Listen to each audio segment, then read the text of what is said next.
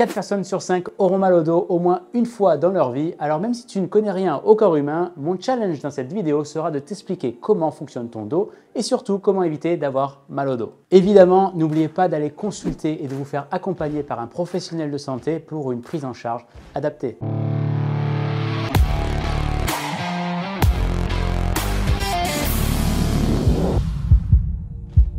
Si c'est la première fois que vous vous retrouvez sur cette chaîne YouTube, je m'appelle Stéphane, je suis kinésithérapeute et ostéopathe et ici j'essaye de partager le maximum de contenu santé et sport, tout ça dans la joie et la bonne humeur. Donc n'oubliez pas de vous abonner juste en dessous pour ne rien louper des prochains contenus et agrandir la communauté. Pour nous, créateurs de contenu, c'est la plus belle des récompenses. La colonne vertébrale est constituée de 24 vertèbres mobiles les unes par rapport aux autres. Il y a 7 cervicales, il y a 12 thoraciques et 5 lombaires. Il faut savoir que la colonne, elle protège la moelle épinière. Elle est vraiment là pour protéger le système nerveux central. Vu de profil, tu as déjà peut-être remarqué que notre colonne présente des courbures naturelles qu'on appelle lordose ou syphose. Vous allez me dire à quoi servent ces courbures? Elles vont jouer un rôle dans l'amortissement des contraintes comme peut le faire un ressort lors des sauts, de la marche, des activités de la vie de tous les jours. La colonne est faite pour absorber ces contraintes. Et ces courbures, elles sont plus ou moins prononcées selon les personnes. Par exemple, il y a des personnes très cambrées, elles ont une courbure lombaire, une lordose lombaire comme on a dit, très prononcée. Vous avez aussi des personnes qui ont le dos arrondi avec les épaules en avant. Eux, ils ont une courbure dorsale et une syphose dorsale prononcée. Et sinon, tu trouveras aussi des gens qui ont un effacement de ces courbures, avec un dos très plat à l'image des danseuses. On a dit que les courbures servaient à absorber les contraintes. Eh bien, si vous avez une rectitude au niveau du rachis, ça fonctionnera plutôt comme un bout de bois. Et quand vous faites tomber le bout de bois au sol, vous voyez à quel point c'est rigide. Ça sera un peu pareil sur votre colonne vertébrale. Ça arrive souvent au cabinet que nos patients ayant des douleurs cervicales importantes nous emmènent leur radio et le compte-rendu qui identifie un effacement de courbure, voire même une inversion de courbure du rachis cervical. C'est peut-être votre cas. Cela entraîne une perte de mobilité qui engendre des raideurs musculaires autour du rachis cervical avec des maux de tête, etc. Sachez qu'il faudra en priorité tenter de retrouver de la mobilité en mettant en place des routines d'exercice adaptées. Allez, maintenant on zoome sur un étage vertébral. On voit que les vertèbres s'articulent entre elles et qu'entre chaque vertèbre, il y a un disque intervertébral, plutôt élastique et déformable comme un petit coussin d'eau, faut imaginer ça, qui sert aussi d'amortisseur et facilite les mouvements de la colonne. Avec le temps, l'âge, votre génétique, vos antécédents sportifs, vos disques ont tendance à se déshydrater et s'amincir.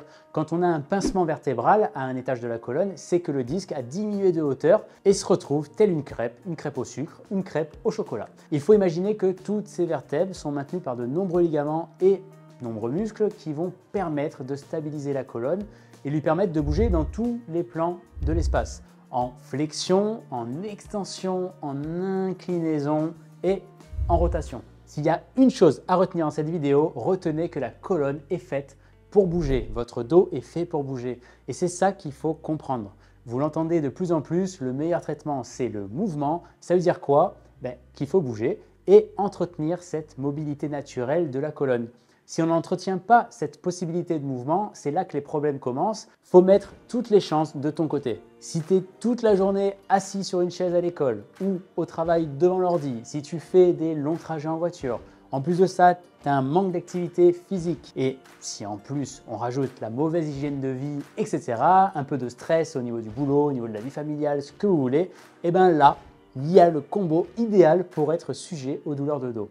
Il faut habituer votre dos à bouger, renforcer vos muscles dans tous les secteurs, on l'a dit. Par exemple, si tu n'as pas l'habitude de travailler en rotation, le jour où tu vas vouloir faire ce mouvement de façon un peu plus brusque ou avec de la charge, je déplace par exemple un meuble qui m'embête ou je mets des courses dans la voiture, eh bien, tu vas te faire mal. Et tu vas dire que c'est un faux mouvement. Mais non, en réalité, il n'y a pas de faux mouvement. C'est juste votre dos qui n'est pas préparé au mouvement. Le seul faux mouvement qui existe, c'est celui que tu n'as pas l'habitude de faire. Donc n'ayez pas peur de bouger.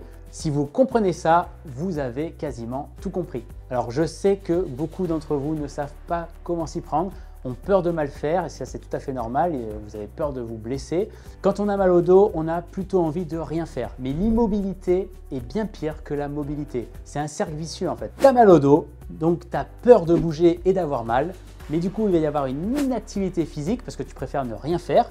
Et ça va entraîner un déconditionnement à l'effort et créer des faiblesses et tu vas rebelote, avoir mal au dos, d'autres douleurs peut-être. et c'est reparti, et tralali, et tralala, et on s'arrête jamais. Faites-vous accompagner et conseiller pour une prise en charge adaptée, des routines d'étirement, de renforcement, des exos de mobilité, en tout genre, hanches, bassin, lombaires, cervicales, ça existe sur tous les segments. Évidemment, il y aura des gens qui seront plus mobiles que d'autres.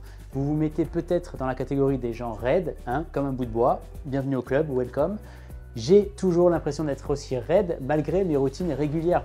Moi, j'en fais tous les matins, mais ça me fait un bien fou et je ne peux plus m'en passer. C'est d'ailleurs un véritable sujet. J'ai des patients qui me disent qu'ils ont toujours été raides et que ça ne changera pas. Mais ce que je leur explique et ce que je veux vous faire comprendre, c'est qu'en vieillissant, notre corps a tendance à s'enraidir. Tendons, articulations, vous le voyez, les personnes âgées, elles ont plus de mal à se mouvoir, elles traînent des pieds. Ok, ça c'est la vie, c'est le vieillissement naturel, c'est inévitable.